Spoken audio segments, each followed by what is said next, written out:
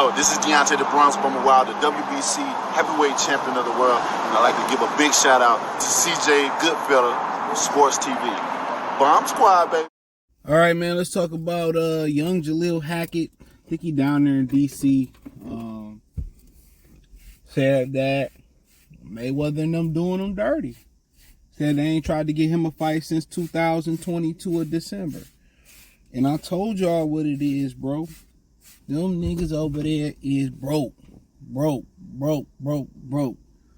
PBC is broke, man, and nobody's talking about it. And I spoke a little bit about it at the end of the live we did on Sunday. Them jokers is broke. You know, when you start seeing, when they refuse to allow people to cross the street, when they refuse to let people walk, you knew what it was. You knew what it was. You know, you knew exactly what it was. When they refused to let people walk or just leave and get free of their contract, now you got Kenneth Sims is gone, Deontay gone, Elvis Rodriguez gone, Sabril Matias walked away, Adrian Broner gone, Jerron Boots Ennis was an affiliate, he gone. Luis Ortiz just fought in Colombia. It's another PBC fighter, I forget the guy's name. His guy was on the interview a couple months ago talking about they had to take smaller club fights. Don't forget, Jared Hurd just fought in a smaller club fight not too long ago. Come on, man. And now you got this brother Jalil Hackett, young fighter, doing the same thing Richard Hitchens was doing. He said, I ain't tried to get me a fight in months. You know, and if Al was so plugged in with Mayweather and PBC, he would make sure they fighters fought and have a premium spot. That's a very young, talented young man right there. You know? And then if you can't accommodate them with a fight, why don't you let them go somewhere where they can get fights at? Why don't you go? Why are you holding, you know, black young fighters like Richard Hitchens? You held him back. And now you holding this brother Jalil Hackett back. You know? Now you holding this young brother Jalil Hackett back, which, you know, which really don't make no sense.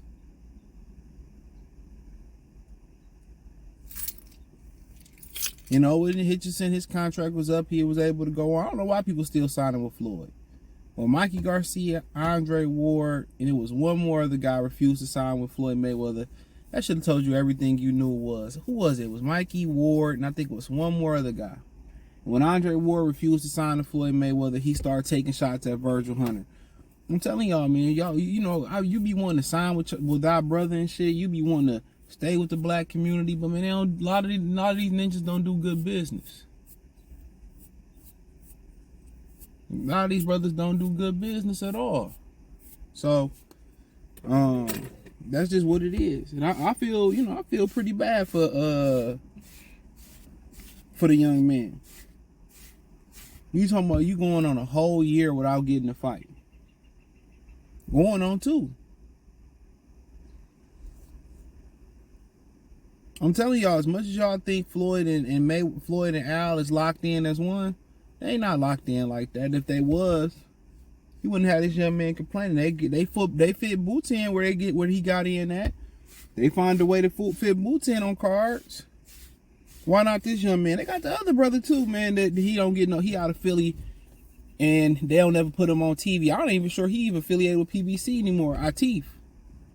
Light heavyweight Atif. Very engaging personality, very exciting. They just not with building. They don't know how to build young talent. You know, that's the honest truth. They don't know how to build young talent.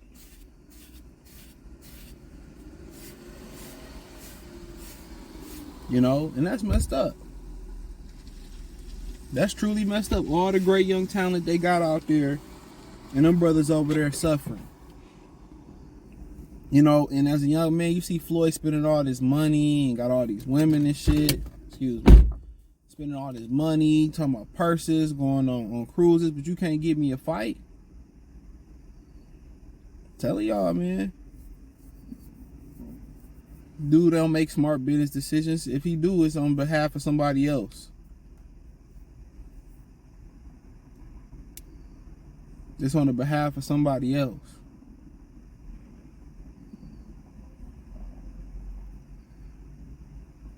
Just keeping it funky, but he said, then somebody asked him, who you talking about? He said, who else? Mayweather. Shit. You know, and Leonard Ellerbe from DC, so you ain't gonna even, that tells you a lot. He can't even take care of his guy. If you can't take care of your people from the turf, who can you take care of? PBC, they lacking dates. They lacking financial means. The money didn't dried up.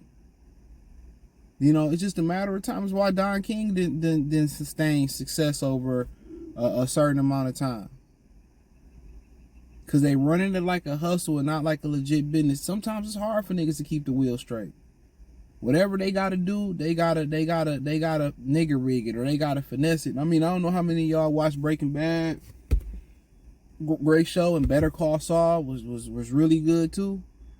If you really into character development and a great storyline, some people say it's too slow. I mean, if you need action and people killing and you don't like dialogue and you don't like mystery, or you don't like how character development and how storyline develop, and you ain't really into deeper food for thought type stuff, it ain't gonna be, well, Better Call Saul won't be for you. If you need something to explode, you need drama, you need all that shit, nah, this shit is real. It makes you think. And what's the point I'm about to make about that? Saul Goodman, Jimmy, his name was what? His real name was Jimmy, or James McCord. Jimmy, I forget his name. James McGill. That was his real name. He went by the name of Saul Goodman, aka Jimmy. And he even to save his life, when he started his second life, when he was on the run with a new social security number, new identity, he always ended up doing crooked shit. He was a thief at heart. He was a crooked individual at heart. I remember, what's the comedian name? He was in it too, the big fella, not Lavelle Crawford.